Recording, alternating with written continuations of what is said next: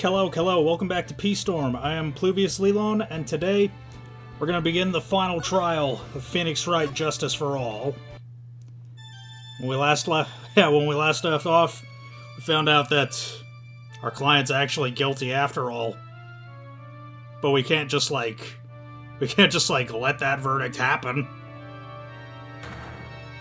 It's like, come on, man. Phoenix has a family to feed, I think.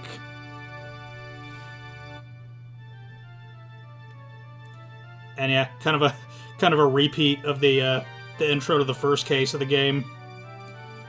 I cannot allow you to go on like this. But I'm just a simple defense attorney. Silence! You are no longer worthy of your title.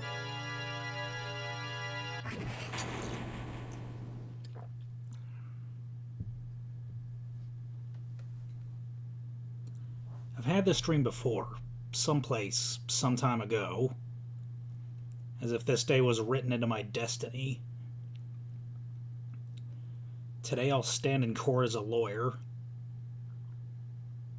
To prove a killer innocent.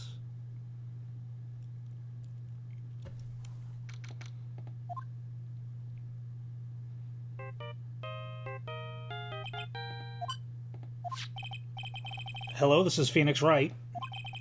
You don't look so well, dude. You're gonna prove me not guilty today, right?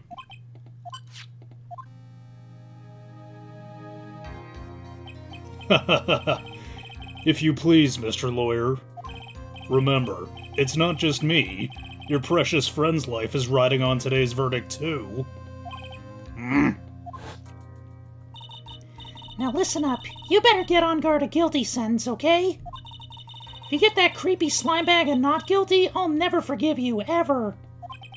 Maya. Phoenix. Mia. Maya, how's Maya? I don't know. You don't know? She hasn't tried to channel me since yesterday. Mia, what am I supposed to do? Well, like I said, for a lawyer, the worst of times are when you have to force your biggest smiles. But you can't give up. There's still some hope left. Stop it, please. There's nothing left. Not here, not anywhere. It's that accursed Engarde again. Will you leave me alone? Look, don't call me anymore. I mean it. You're really mean, pal. Ah, Gumshoe. I'm really, really sorry. Where are you? They let me join the investigation team. They let me join the investigation team, and I'm chasing after the killer, pal. Then you have some sort of lead? Sorry, but right now we've got 0 leads on the guy. But we're not gonna give up. Gumshoe. Until the trial's over, until the verdict is handed down, we're gonna do everything we can to find the killer. If we can get Maya out, then you can get Engarde the guilty verdict he deserves, pal. That's true. I could do that if they found Maya first. You got that? So you'll have to do whatever you can to make the trial last longer. I have to make the trial last longer? If you go at Mr. Edgeworth with everything you've got, then you two can draw it out. Oh, now I get it. I believe in you, pal. You and Mr. Edgeworth can do it. So, believe in us. We're gonna give it all we got, just like you. Got it. Thanks, Gumshoe. Hey, Phoenix. You understand now, don't you? You have something money will never be able to buy. Friendship. It's the strongest weapon in the world, and you have it in abundance. Yeah. Looks like we're coming to the end. I have to make the trial last as long as I can. Gumshoe will come through, I just know it.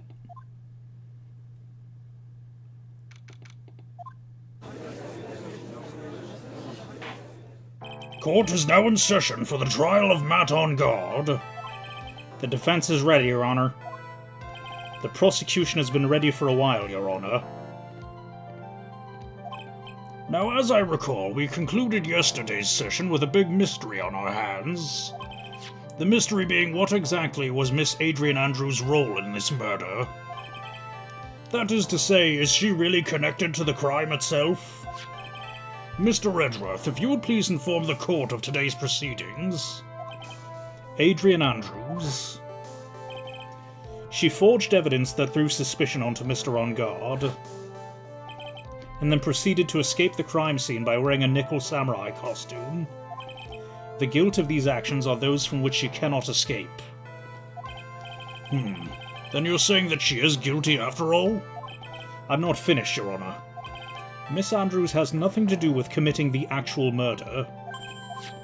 I would like to direct the court's attention to this card. What is that? It looks like a shell. This is the calling card of a certain assassin. Assassin, you say? Yes, one Corridor was killed by a professional assassin. And the person who hired the assassin, his client so to speak, is Matt Engarde. What a surprising turn of events! I would think it's become commonplace by now, Your Honor. I know what's going on this time, so I know that everything Edgeworth has said is true, but we still have to hold out as long as we can, at least until Maya's safe and sound. I wonder how the trial will turn out today. Now then, please call your first witness, Mr. Edgeworth. The prosecution calls the defendant's mentor, Mr. Will Powers, to the stand. Now then, witness, your name and occupation, please. Okay, I'm, Will Powers. I'm a poor, underpaid action star. And what is your relation to the defendant? Well, I guess I'm sort of a lousy mentor to him in a way. Yeah. Mr. Powers, please. You don't need to put yourself down so much.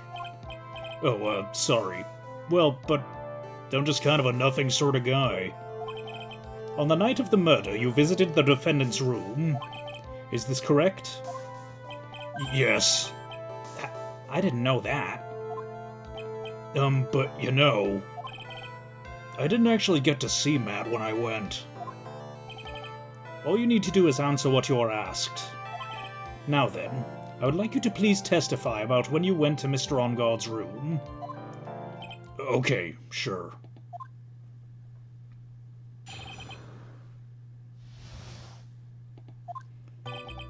After the award ceremony, I went by myself to Matt's room. Matt was standing there in front of his room, still in his nickel samurai costume. He was talking with someone. At first I thought it was the bellboy. I watched the two of them for a while, but then I gave up and went back. I had guests with me that night and I couldn't make them wait for me.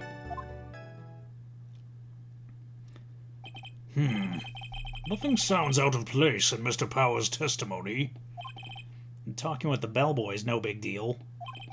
If one assumes that the person Mr. Engarde was speaking with was an ordinary bellboy, what are you implying? Well, Mr. Wright, let's have your cross-examination, shall we? Looks like we're in another sticky situation. Huh? A trap. Can't you smell it, Phoenix? But for us to find out more, we're going to have to charge in head first, right?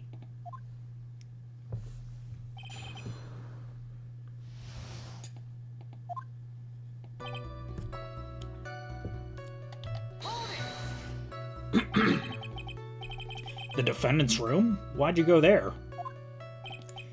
Well, I'm his mentor, like a big brother, sort of, and I wanted to say congrats.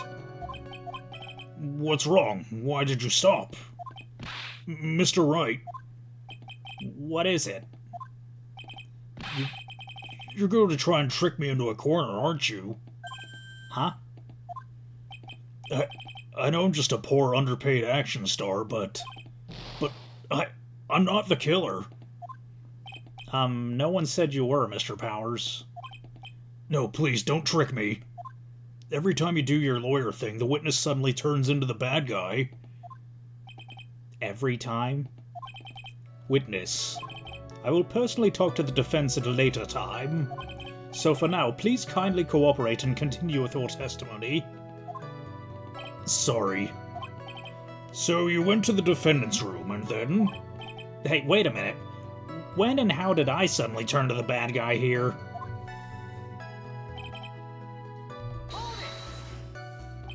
Are you sure that was Matt on guard? Yeah, I'm sure. He wasn't wearing the nickel samurai mask then.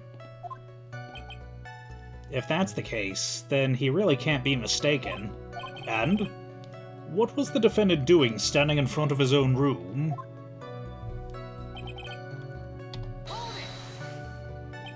At first? What do you mean by that? Well, he was in a bellboyish uniform and had a bottle of juice on a tray. Sounds like an ordinary bellboy to me. Yeah, but I didn't think he was a normal bellboy. And why was that? Why did I think that, Mr. Wright? How am I supposed to know? Sorry, I can't remember right now. Sorry. I guess I'm gonna have to wait patiently on this one. You saw the two of them, the bellboy and the defendant, together, correct? Yeah, the bellboy just wanted to say congrats. Now, while you were watching the two of them, did you notice anything strange? You know, I did feel something weird. I think it was because Matt, well, he gave the bellboy a tip. A tip? That's a perfectly normal thing to do. So, how long did you watch the two of them? Not more than a minute or two, I think.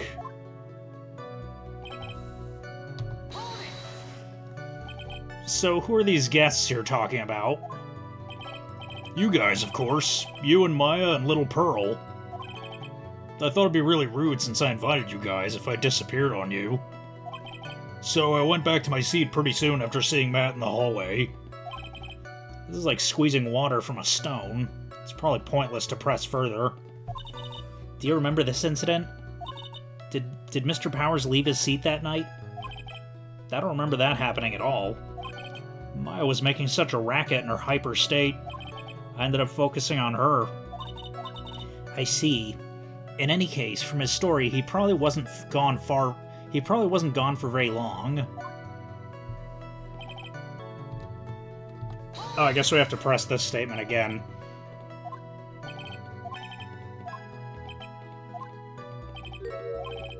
Hey, wait a second. Actually, Mr. Powers, only a few minutes ago you stated... You know, I did feel something weird. I think it was because Matt, well, he gave the bellboy a tip. Could it be that you felt something strange about the tip-giving incident itself? Yeah, that's it. You really know your job. Mr. Ridgeworth. Yes, Your Honor. This bellboy, he wasn't an ordinary one, was he? Perhaps we should let the witness tell us. Very well. Mr. Powers, please amend your testimony. You mean about the bellboy, right?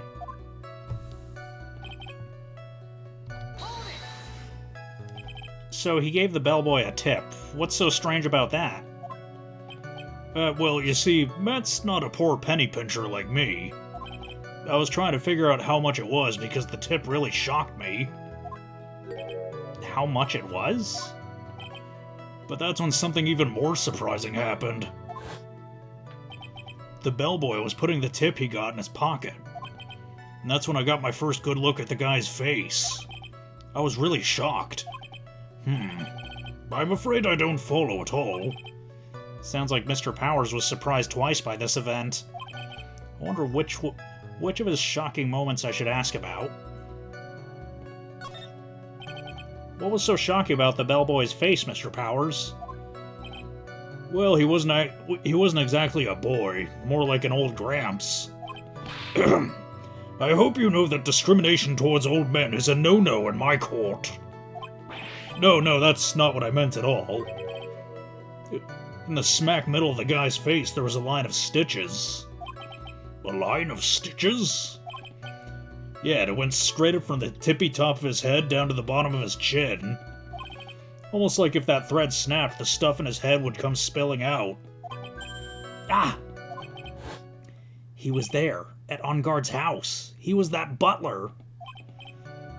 What is it, Mr. Wright? Nothing, Your Honor. So that means Engarde was talking with the killer, then. If that fact were to be exposed, Engarde would be declared guilty in a blink. Phoenix, you have to play dumb here. Pretend you don't know anything. Yes, Chief. You sure you don't have anything you want to say, Mr. Wright?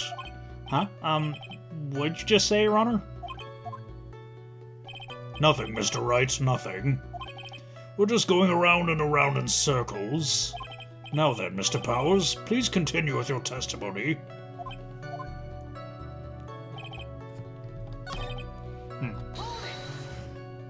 Let's check the other choice, then.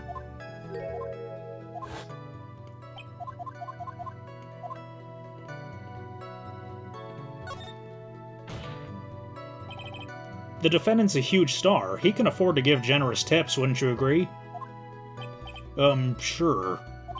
But giving him that much was maybe a little too much, I think.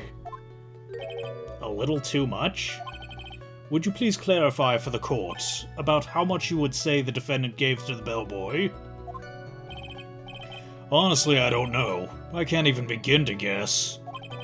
And why is that? Because he gave the bellboy a really, really fat roll of cash.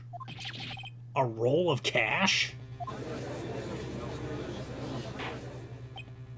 Well, how interesting. That certainly was a very generous tip, wasn't it? A very fat roll of cash. That can hardly be called a tip, Your Honor. The judge is beginning to look awfully suspicious of us. I don't know. I don't know. Let's raise an objection. The defendant's a superstar. That kind of tip is typical fare for people like him. Yeah, it's typical, get it? Are you saying that all superstars are super spenders? If I could receive large rolls of cash by simply bringing people things on trays, then why on earth would I stand around here prosecuting? He's got a point. I don't even get paid, let alone rolls of cash for all my hard work. So supposing that roll of cash was not a tip, then what was it? Payment, Your Honor. Payment? Isn't it obvious? For the murder of Mr. Juan Corridor. Then the bellboy the witness saw. Yes, he was the assassin. Hold your horses now. Mr. Redworth, you don't have any proof of this, do you? Have I ever been unprepared to support my claims, Your Honor? I have here the card Shelley the Killer left at the scene of the crime. Shelley the Killer? He is the person the police's special investigations team has been chasing for ages. I'm certain that the person the witness saw was this very assassin, Shelley the Killer. Really? What's wrong, Mr. Powers? No, nothing. Something just clicked in my head and I just figured something out. Oh? Actually, I saw that bellboy again later on that night. What? Mr. Powers, please testify. Tell us what you saw. Yes, sir. Right away.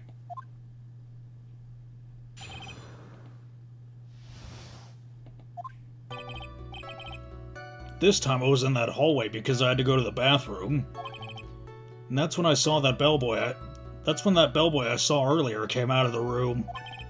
Of course, when I say room, I mean Mr. Juan Corrida's room. Now that I think about it, that bellboy did seem kinda out of place. Yeah, so he had to be the assassin, I'm sure of it. I mean... Thank you very much. That is all we need to know. Huh? But I'm not done, there's still more. Let us first establish that the bellboy was truly Mr. De Killer, then we shall see. So the bellboy came out of the victim's room, and if that bellboy really was the assassin, then I think the answer is fairly obvious. That would be correct, Your Honor. Well, Mr. Wright, I believe it's your turn to entertain and make us laugh. Ha ha, ha ha ha. This is no laughing matter.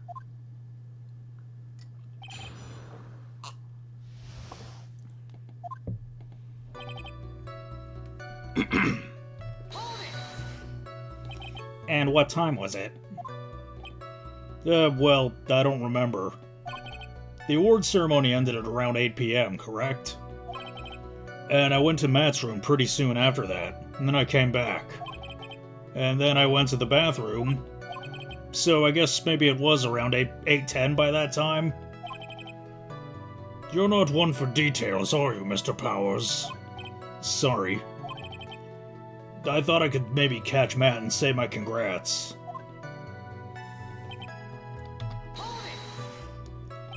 You sure it was the same bellboy? Yeah. And how could you tell?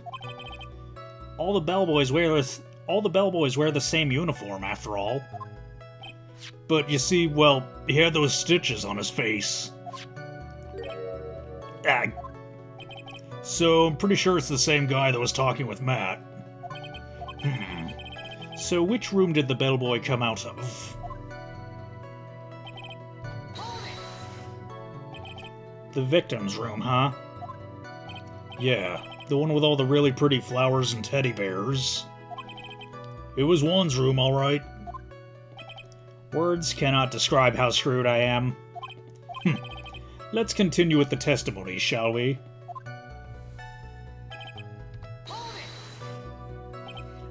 So what exactly was so out of place about him? Right. Why the insipid grin? Maybe because I have no idea what damaging thing he's gonna say next. Well, the bellboy was empty-handed. Empty-handed? That bellboy was one of those room service people, right? But he wasn't pushing a cart and he wasn't holding a tray, either. You'd call that a little strange too, wouldn't you? I agree that it is a bit strange, Mr. Powers. Is it really that unusual for a bellboy to be empty-handed? What should I do? Should I let Mr. Powers' testimony slide, or... Yeah, let's try... Yeah, let's try to pull a fast one. There's nothing strange or unusual about an empty-handed bellboy. But there really, really is. There really, really isn't. If you two are done being school children, bellboys offer room service. There's no reason for them to be empty-handed ever. Your Honor, I ask that the witness's previous statement be supplanted with this new one. Edgeworth. Are you going to do whatever you can to make the bellboy look suspicious? I see. Very well. This court recognizes and grants the prosecution's request. Mr. Powers, if you would amend your testimony, please. Yes, sir.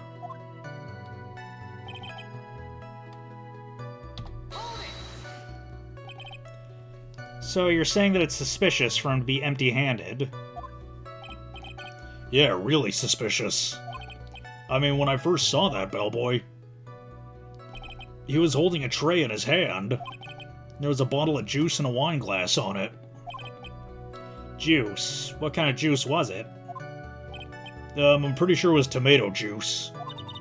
If we could come up with some sort of reason as to why he would come out empty-handed, some sort of proof, then I think we can dodge the bullet on this one for now. Proof, huh? Sounds like another job for the court record.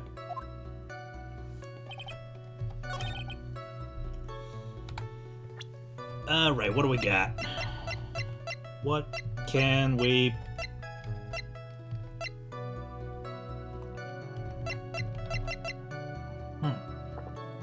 The wine glass, maybe? There we go. Mr. Powers. Yes? You're easily influenced by other people's words, aren't you? As soon as you heard that the bellboy might have been the killer, you got caught up in believing it must be true. But isn't he really suspicious? He's got all those stitches and...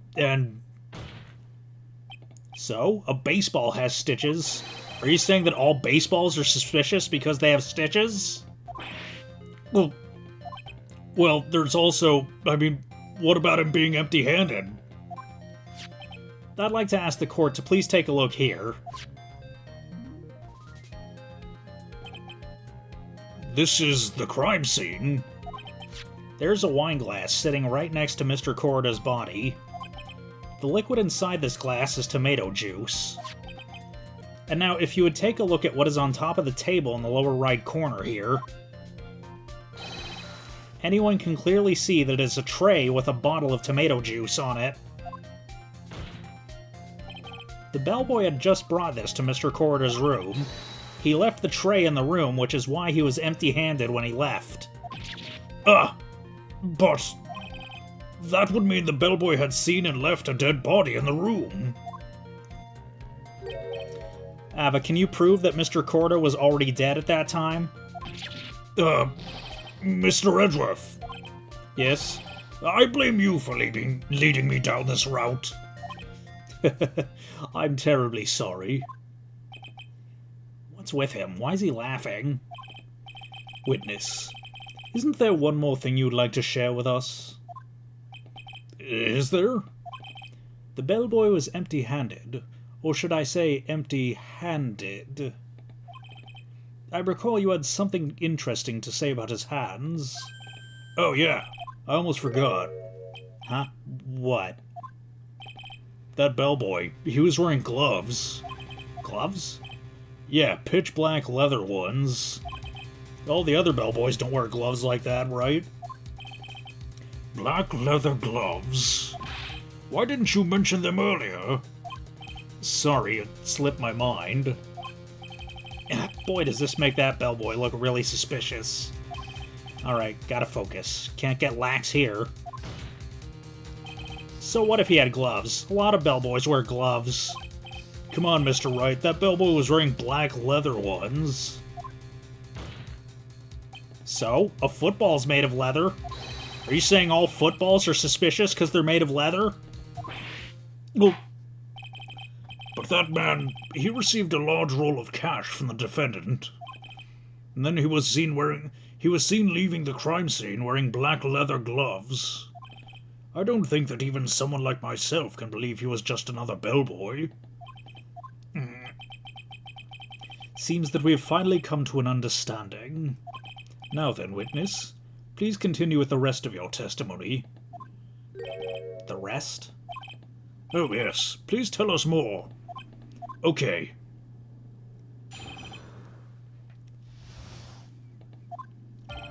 After leaving Juan's room, the bellboy went and knocked on Matt's door just like that. Then the old guy just left without even going into the room. After that, I went to the bathroom and then back to my seat. How many times does this guy piss in one night? So the bellboy, after leaving the crime scene, went to the defendant's room? Yeah, I kinda saw all that by accident. Some accident? I'd say you saw too much. And all of it was suspicious to high heaven. I think it's safe to say that we can no longer consider this bellboy to be normal. Now then, let's get started, shall we? Mr. Wright, your cross-examination, please. Yes, Your Honor.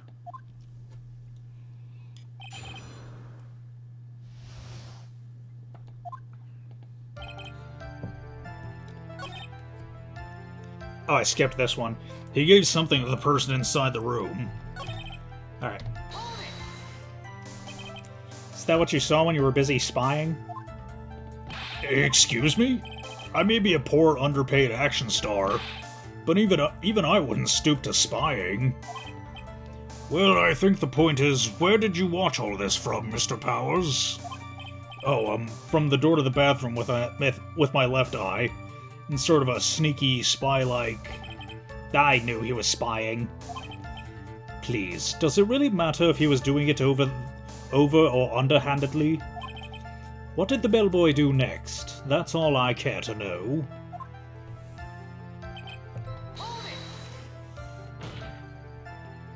I said hold it. Okay. That's better. What kind of statement is that?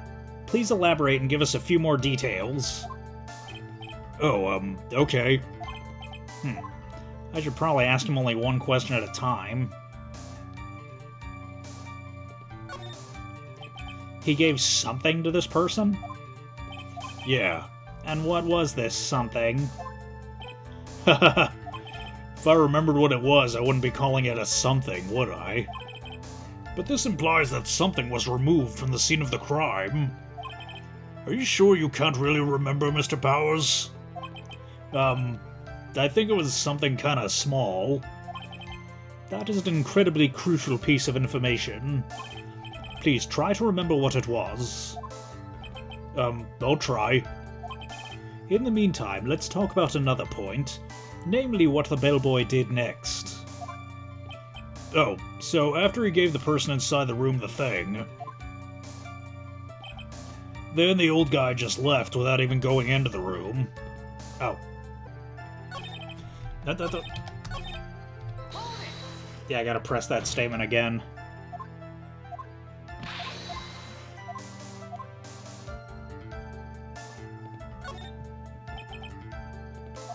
Oh, I already...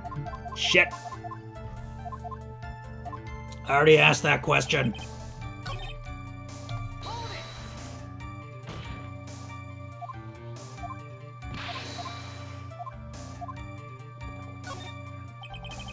So who took this something the bellboy handed off? Actually, I don't know. What do you mean? I'm sorry, but I only saw the person's arm. Only an arm? Then you're saying you didn't see the person's face? Yeah. I would like to summarize the testimony up to this point, if you don't mind. When the bellboy left the crime scene, he immediately went to the defendant's room. There he handed a small item of some sort to the person inside. As for the person who received the item, all you could see was the person's arm. Yes, it was just like that. Mr. Redworth, is all this really that important? Of course, Your Honor. I would think this is of the utmost importance. This is when whatever was removed from the crime scene was handed over to the client. Mr. Powers, please try to remember what it was the bellboy handed off. Well, let's see. I think it was... no. If you remember, please add it to your testimony. Yes, sir. If I saw it again, I could say for sure, but I think it was some sort of wooden statue. A statue? Yeah, it kind of looked like one, I guess. If I saw the actual thing again, I could probably remember, you know? Looks like for this trial to proceed, I'm gonna have to come up with whatever this statue thing is and show it to him. You're going to have to trust your instinct on this one and give it a chance, Phoenix. Well, Mr. Powers, let's continue with your testimony. What did the bellboy do after that?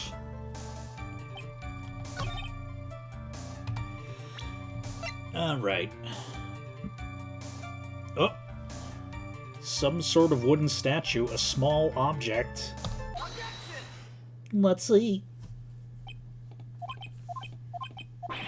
What was the point of that pregnant pause?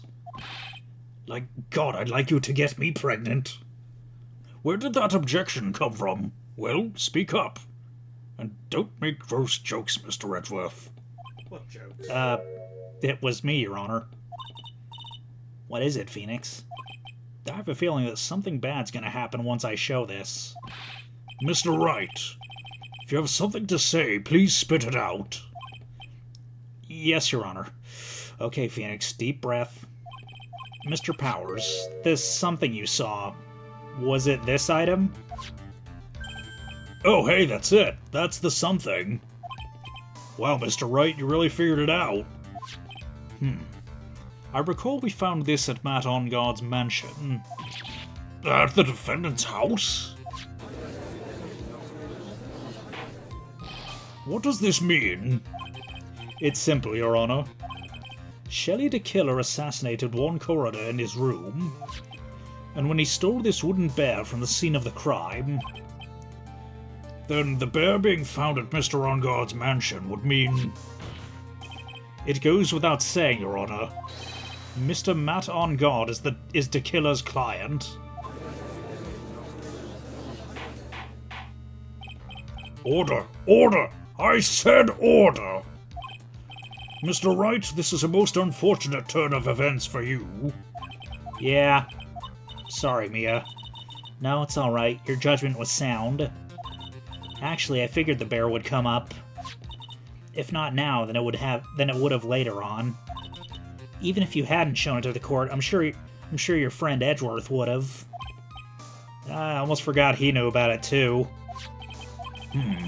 I think it's clear that there's no need for us to continue this trial.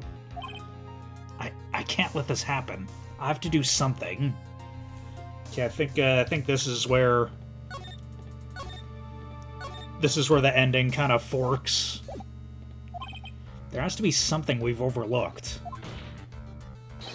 Your Honor, a minute, please. Yes, Mr. Wright. There are still a few points left we've not fully explored. What are you trying to pull? Oh, well, we can't have that. All right, Mr. Wright, what questionable point would you like to explore further?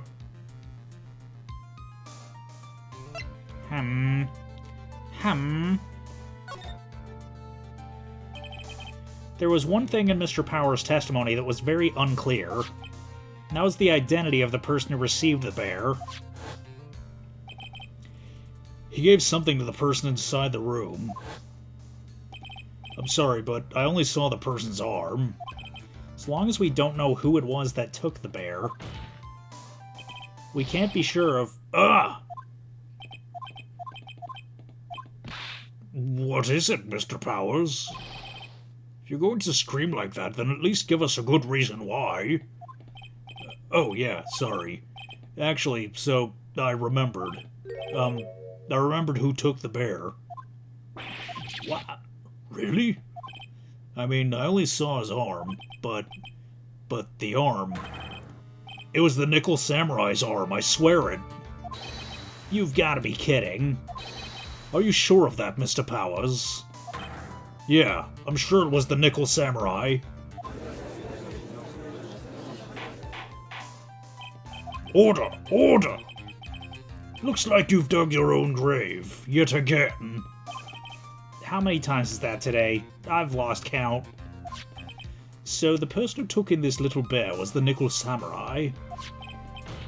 And as we all know, Matt Engarde is the Nickel Samurai. Thanks to the defense, we've made that all the clearer. What am I supposed to do now? Mia, help! You don't have time to act lost. You've got to find another angle to attack this from. Hurry. Your Honor. Again, Mr. Wright?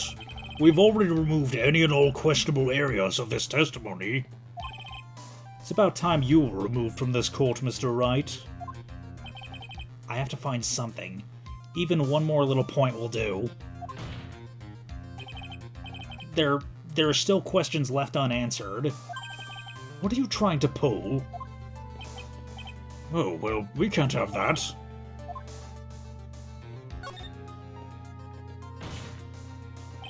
I think it's fairly obvious that the bear itself is very questionable. The bear, Mr. Wright? This was found at Mr. Engarde's mansion.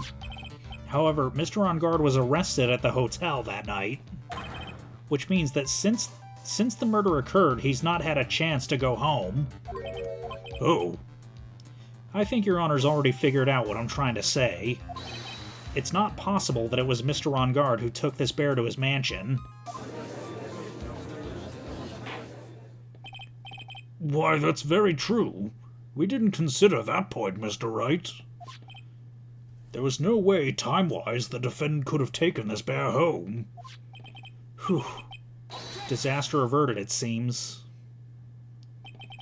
You haven't got the best of me yet, Mr. Wright. Huh? I remember it clear as day. I remember that what you muttered to yourself at Engarde's mansion. We have this area completely surrounded. There's no way for him to escape. I can't believe it. That butler. All this time he was the killer. The killer and Engarde were working together, so to speak. And the killer was hiding at Engarde Mansion as its butler. What a bold move. The bear figurine was brought back to Engarde Mansion by the killer himself. When it looked like he was about to be arrested, Engarde had him do so. I assume it would have been bad had the police found it during their investigation.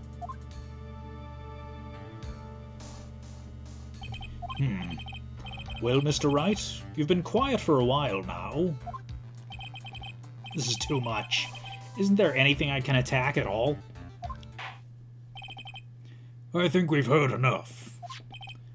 We now know why this bear figurine was at the defendant's mansion, as well as who it was that received the bear from the assassin in his room. Everything has become very clear. The client who hired the assassin to commit the murder was Mr. Matt Engarde. I see no reason for this trial to continue, therefore I will now hand down my verdict. Thank you, Your Honor, for understanding. You see, Mr. Wright? You could not win against the truth, could you? I knew it would turn out this way. After all, what Edgeworth has stated is the truth. Any last objections, Mr. Wright? Well, do I? What should I do? I will now announce my verdict. There's only one way for me to drag this trial out. The only thing I have left is the dirty trick. Your Honor, right now we have these two reasons to believe my client is the assassin's client. Reason number one, he accepted the bear figurine from the assassin. Reason number two, that very same figurine was found at Engarde Mansion. However, it's possible that this is all the work of a certain other person. What are you saying? What I'm saying is, it's possible a different person is the killer's real client. The real client? Yes. Is that all you have? Now then, Mr. Wright, let's hear your theory. Who do you say is the killer's real client and therefore the real murderer?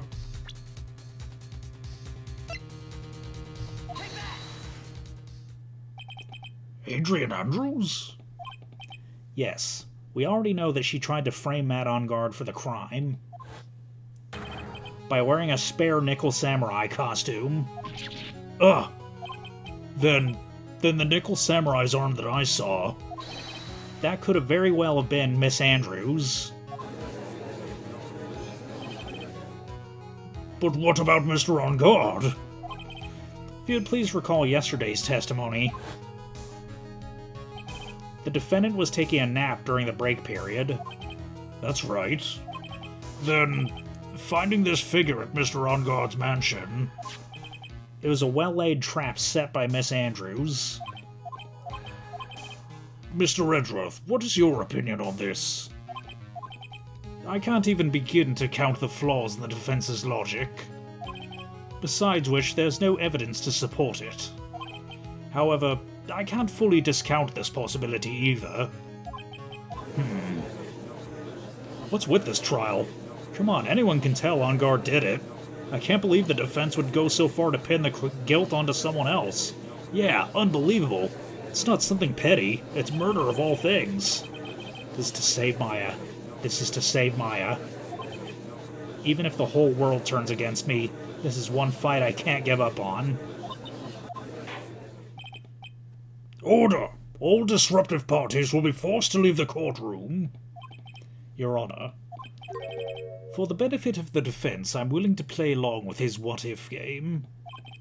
His what-if game, Mr. Edgeworth? The prosecution is prepared to challenge the defense's theory. Mr. Wright, even you must have thought it strange and wondered, why would the criminal want this little wooden bear? He's right. The killer did specifically bring that bear to Engarde right away. Why do you ask? Is there something special about it? Absolutely. But I'm sure that once the court knows its significance, the true killer's testimony will become crystal clear. Your Honor, the prosecution calls upon a witness who will clear all doubts against Miss Andrews. And who would that be? It's quite simple, Your Honor. Miss Adrian Andrews herself. I see. Well then, the court will take a short 10-minute recess. The prosecution will prepare its witness in that time. Yes, Your Honor.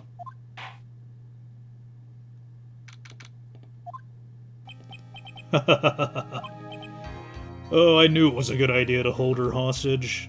Don't you agree, Mr. Lawyer? But I never thought in your desperation you'd try to pin the guilt onto Adrian. Ah, I swear this demon will pay. Mr. Nick! Pearls? Where's Mia? I don't know. I had a really strong power suddenly called her away. A really strong power? Oh, Mr. Nick, your phone is... It's from Gumshoe. How's it going? Have you been hanging in there, pal? Yeah, sort of. We just barely found something to latch onto. Whew, that's good, pal. Well, what about you? Anything yet? Have you figured out where the killer and Maya are? We still don't have any leads, but... What? We don't have any more time. If we just had one, even a single clue would be really helpful. I was only able to come this far because I kept thinking to myself, I've got to keep the trial going until Maya's been rescued. But if I just run out of luck this time, is all our hope for naught? A tent. Huh? A tent? Could see a circus tent. Mia! It looks like Maya was unconscious until just a few minutes ago. As soon as she woke up, she called for me. So it was Maya that called you away. She's locked in a dusty little room right now. But I could see a circus tent outside the window about 300 feet away. Gumshoe, is there a circus in town right now? There's only one, pal. The Berry Big Circus. Maya's somewhere within a 300-foot radius of the main tent. What? Okay, hold on a sec, pal. Hey, draw a circle on that map. About a 300-foot radius from the main tent. Hurry! And? I could see a mailbox under the window just outside. Gumshoe, there's also a mailbox. Okay, what else? What else, Mia? I'm sorry, but it was a very small window. I couldn't see anything else. Felt like I was in an old office building. Maybe the 3rd floor or so. Aha! An old office building. Good stuff, pal. Okay, just hang in there. Just a little longer, pal. Wish us luck. Good luck. I'll call you later, so don't let your battery die, okay, pal? Mia, Maya's not hurt, right? She's in a pretty bad state, Phoenix. She's being starved. Gumshoe, please hurry. Looks like we're out of time. Are you alright, Phoenix? It's only a matter of time before Maya's rescued. I can do this.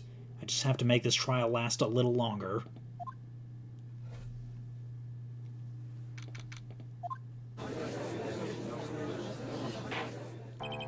Court will now reconvene. The killer, the man who murdered the victim, handed this to his client. From this, one obvious question arises. Why this particular item?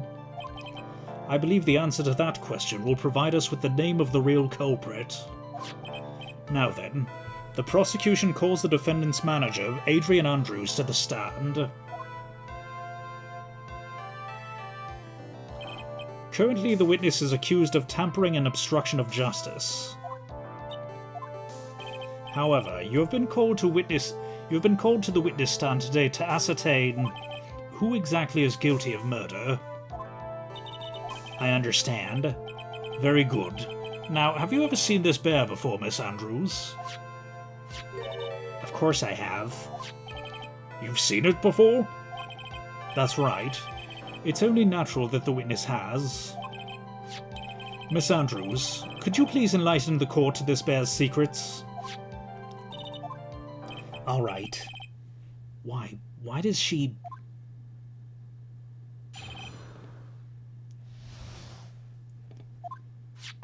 Actually, this is an elaborate puzzle. If you knew the correct order, it can be taken apart one piece at a time. At its center is a small cavity with just enough room to store a small item. Because of its complexity, if you don't know the order, you can't open the bear. You really can't tell it's a small jewelry box just by looking at it.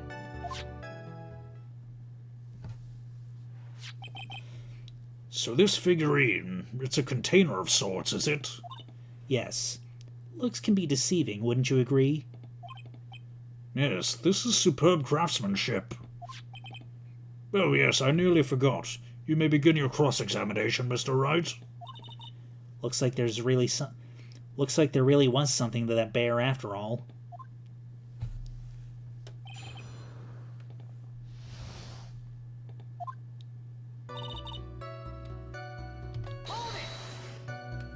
A puzzle?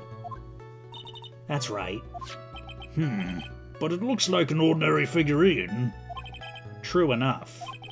To people who don't know, I'm sure they would never guess that it was a puzzle. So what kind of puzzle is this, exactly?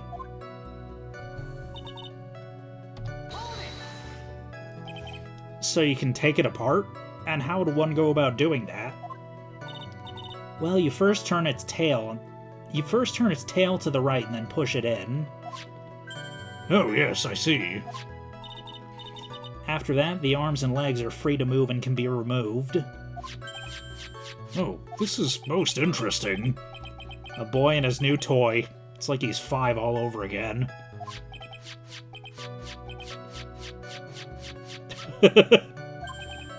Oh, don't mind me. Go ahead and carry on. I think he's lost it. So what do you find after you take the puzzle apart?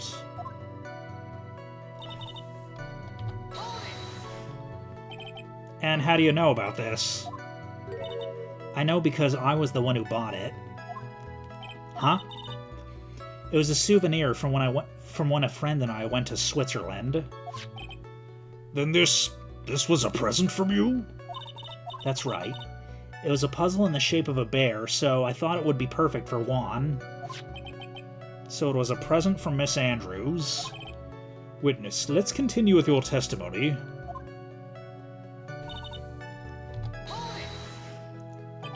So who exactly knew how to solve this puzzle? Only the two of us, Juan and myself. It was a souvenir from Switzerland. So I doubt there are that many people with this same bear in this country. But this looks like it could be easily broken. Especially if someone wanted to get at what's inside. Well, it's a toy. But it can never be the same again once it's been broken.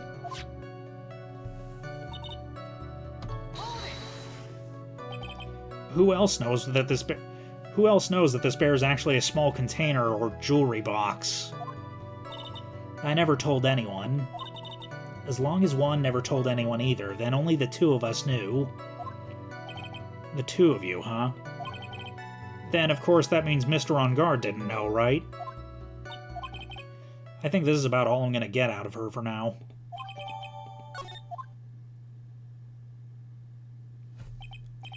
Well, Mr. Wright, I think even you have come to realize that there's one very important fact we have uncovered, and that is this. This bear is actually a jewelry box. There's only one logical question that can come next, and that is this. What is inside this box? What's inside? That's right. That's what we are going to find out next. Witness. Yes? You are the only one who can open this. Please.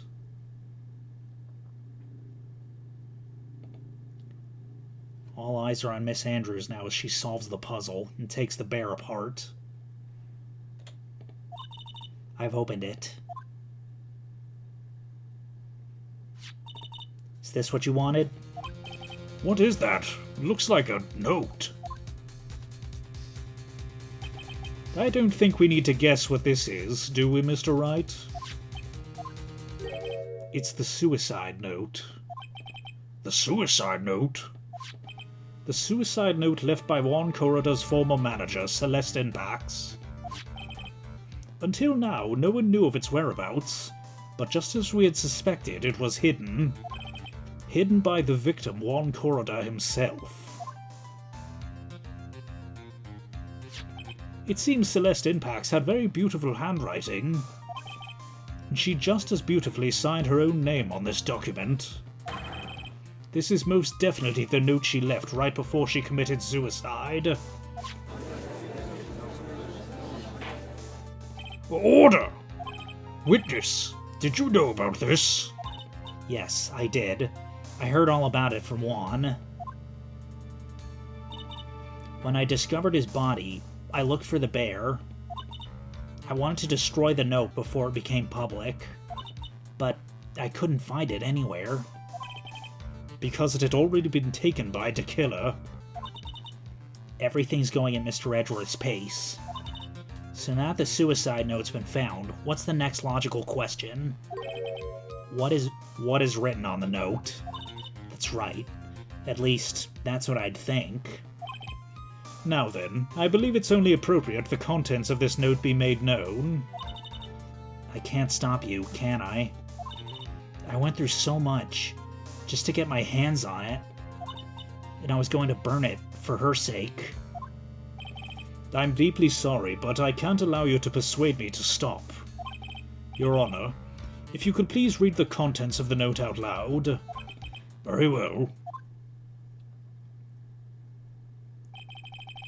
The judge's voice rang loud and clear through the deathly silent courtroom. In her note, Celeste Impax left to us a record of all that had happened to her. About being used and then thrown away by Engarde.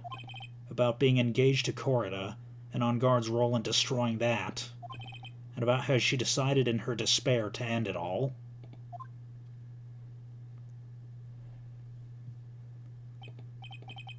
And that's all Miss Impax had to say.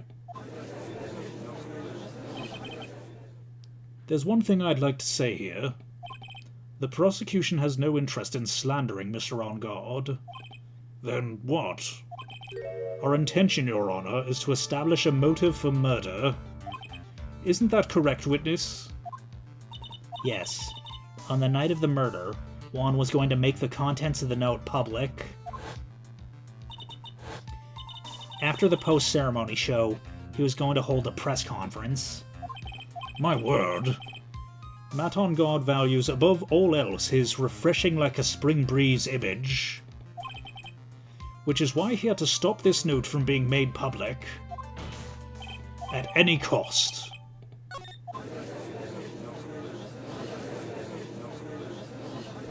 This time he even went so far as to kill someone to stop him from revealing that.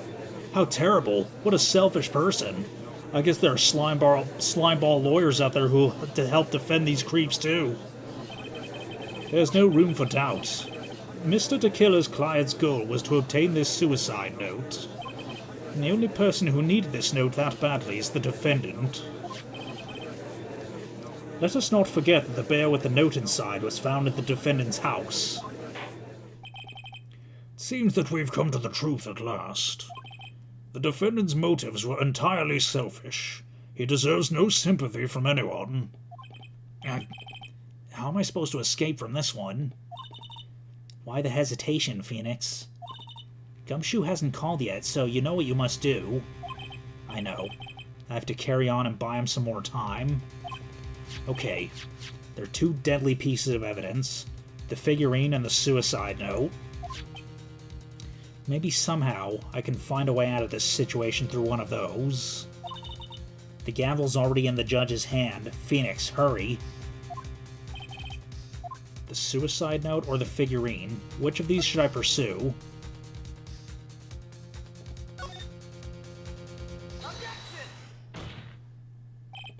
Please wait, Your Honor. Oh man, look at that lawyer. He's still going at it. It's like he doesn't care when he's trying to get a killer off the hook. I think Your Honor believes that Matt Engarde killed in order to obtain this note. Yes, that is correct. But that seems a little strange. In fact, I think there's a contradiction here. This note was hidden by Mr. Corrida until the night of the murder. If that's the case, I say that Matt Engarde could not have known what was written on this note. Oh, I didn't think of it that way. Exactly. But I did think of it that way, and I thought it was rather strange. No one in their right mind would kill for a note without first knowing what it said. Order! Order! You make a very valid point, Mr. Wright. Mr. Edgeworth, what is your opinion? It was just a flash, but I think I did rather well on this one. Unfortunately, I think he believes differently. I believe a show of appreciation is in order. Huh? The defense seems to be in love with wishing more despair upon itself. I would like to direct the court's attention to this. What is that? It is a very small video camera, Your Honor. This type of camera is commonly used as a means of spying. Spying? What the? I thought that spy camera was in my possession. Matt Engarde and the victim both thought of the other as their biggest rival. They even went so far as to use this type of item to find each other's weaknesses. And the victim Juan Corrida was being spied on. His personal life was being watched by none other than Matt Engarde. Order! Order! Mr. Wright. Yes, Your Honor. You don't tell me you knew about your client's spying activities. Well, sort of. Sort of is not an acceptable answer, Mr. Wright. I see you are confused, Mr. Wright. You're probably thinking, but I have the camera that was in the stuffed bear's eye. But this camera that I have is not the same one. Last night I searched the victim's house on a hunch, using this. Gumshoe's bug sweeper. By the way, Mr. Wright, the defendant's fingerprints were found on this camera. Matt Engarde's fingerprints were on there? Well, Phoenix, looks like those cameras were hidden all over the place, huh? What am I supposed to say to that evidence? I think this is the end. It's fairly obvious that Mr. Engarde learned of the suicide note through this. He was watching the victim all along. He got me good this time. I don't have anything to counter that. Hey, now what's that lawyer thinking? Mommy, is that man the bad killer guy? Shush, stop, don't look at him. The way he's sweating is just so, ew, nasty. Phoenix. Yes, Chief? Have you figured out what you're gonna do next yet? What I'm going to do next? Does running away like a frightened child work? I know it seems like Mr. Edgeworth is very close to putting the lid on this case, but in his eagerness to prove his point, he forgot one very important thing. Well, what is it, Mia? There's a piece of evidence that he should really investigate. Something he should investigate? I'd really hate to see the good prosecutor get scalded for not remembering to look into the item when he had the chance. Why are you speaking in riddles all of a sudden? Alright, I think it's time we finally understand everything. Well, Mr. Wright, you don't have any further objections, do you? What is this piece of evidence that Mia's talking about? Can I figure out what it is that still needs to be looked at, or should I let it go? Present evidence. I have an objection, Your Honor.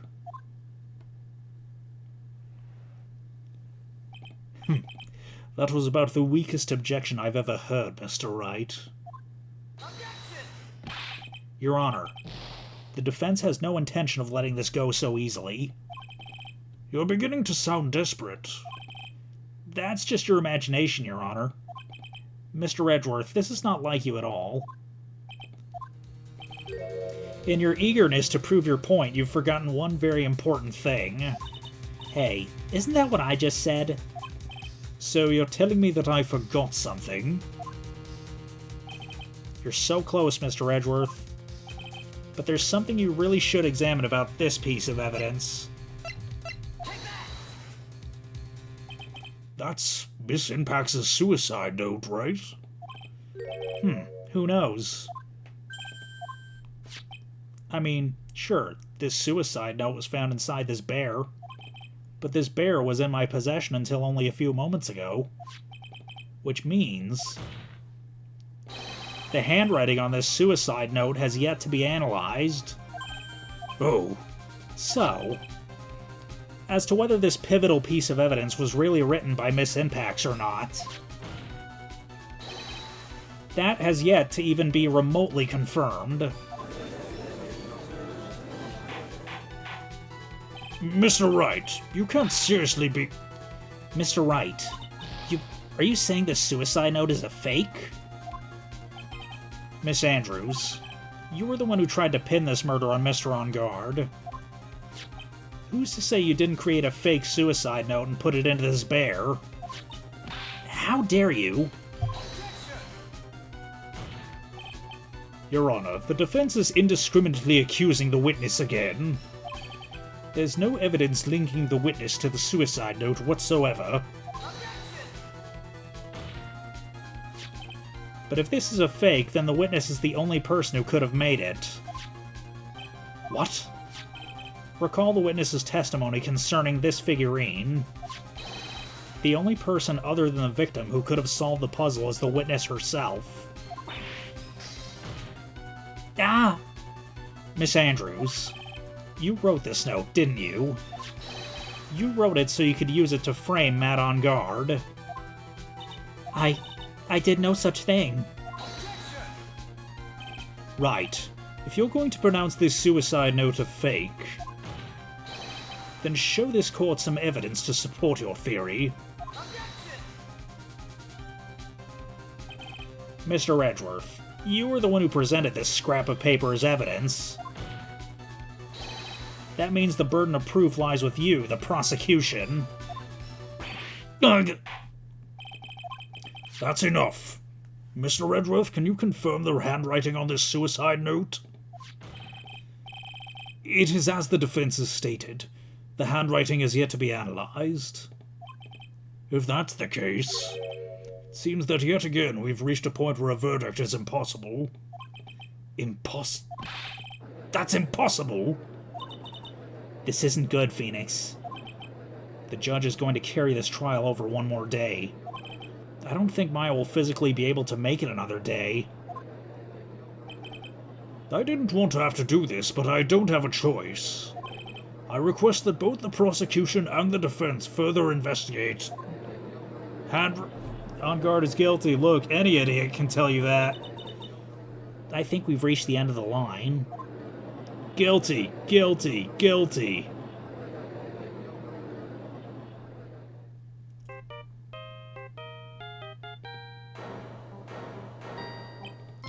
What does that sound? It's Gumshoe. Hello, Gumshoe?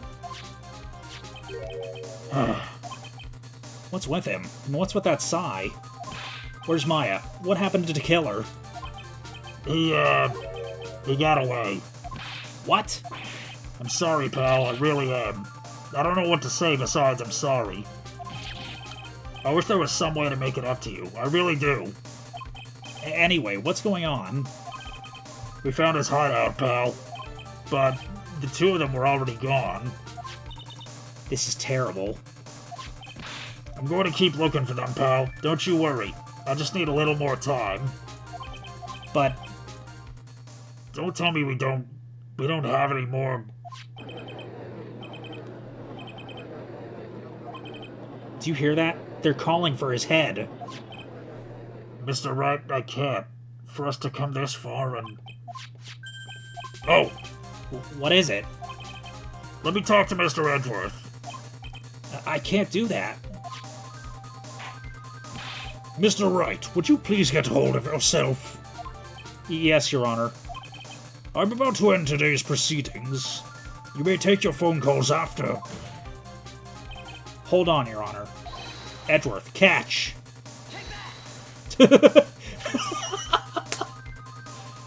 Mr. Edgeworth?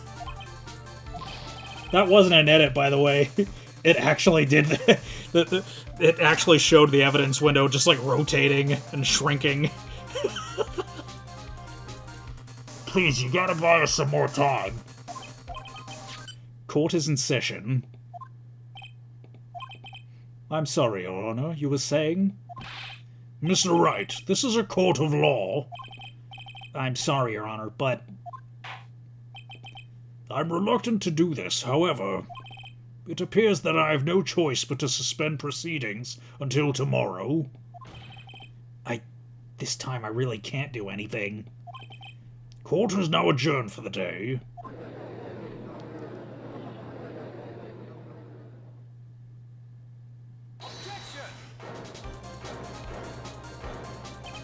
Please wait, Your Honor. Edgeworth? What is it, Mr. Edgeworth? I humbly request another 30 minutes of Your Honor's time.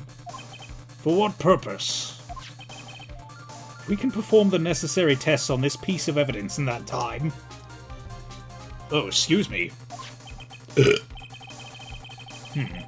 But can you really obtain your results in 30 minutes? I believe we can, Your Honor. But wouldn't it be better if we adjourn for today and then reconvene tomorrow? 30 minutes. Please, Your Honor. That's all I'm asking for. Please, Your Honor. Very well. At the prosecution's request, this court will now take a 30-minute recess. But be advised that I will not allow another recess today. I'm not sure if this is helping or hurting us. The court will now take its final recess of the day.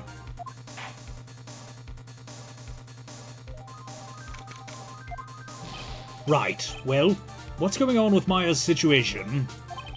To kill her. It looks like he got away again. 30 minutes? We can't find her in that time. Ugh. Report. Is that Mr. Edgeworth? We don't have time. Just spit it out. Right. Looks like we just missed them, sir. But the killer left a few things behind by accident and is rushing it away. A few things? Can we use any of them as evidence? Ho ho ho! I thought you'd ask, pal. I've got the things he left with you right now and I'm on my way over. Really? That's odd. Any items like that are usually sent to the crime lab first. We don't have time to wait for those guys, sir. When those guys weren't looking, I swiped the stuff and ran. What? Well, I'm not a detective anymore, so I had to. I'm really sorry, sir, but I've got to put the law on hold for now. Sounds bad. I hope he doesn't get in too much trouble over this. With my hunk of junk car, I'd say I'll be there in about 20 minutes, sir. Don't worry, I'll be there. Wait for me. All right.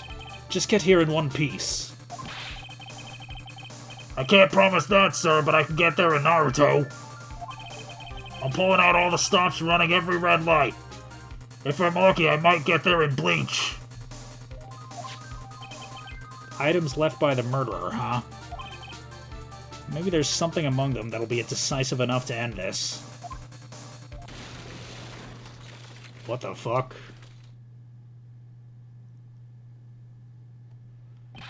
Hey, what's wrong? Detective Gumshoe, answer me. No one can stop. What happened? Sounds like he had an accident. I'm guessing his cell phone broke as well. What was he thinking? What was he thinking? We've got to hurry and call for help. But we have no idea where he is. His cell phone is broken and he wasn't driving a patrol car, so no radio either. Also, if we don't get those items before they do, the police will take possession of them. No, we can't let that happen. Well, if there is a way, we can find out where he is. Well, if there is a way we can find out where he is, then we stand a chance. Why oh why did Gumshoe have to get into an accident now? Is there any way to find out where exactly he is at this moment? That's right, there is a way. What? How? I'm sure we can find out where Detective Gumshoe is through this. Why are you bringing up Francisca at a time like this? Oh, I see. I'll try to get in contact with her. The chances are slim, but she's all we have. Francisca, will she even want to help us? Edgeworth, what is it? I don't have any right to judge anyone ever again. I know my client is guilty, but what I'm doing now, I'm pinning the guilt onto someone totally innocent and using the evidence to do so. It might be my turn to say defense attorney Phoenix Wright chooses death. Right. It doesn't suit someone to cry. It doesn't suit someone like you to cry useless tears. Whether you did your job well or not. That can only be seen after the verdict has been decided. The verdict. Is Prosecutor Edgeworth here? Yes, bailiff. There's a phone call for you, sir. They said it was extremely urgent. They're probably finished with the handwriting analysis. I have to go take this call. In the meantime, think hard about what it is you must do.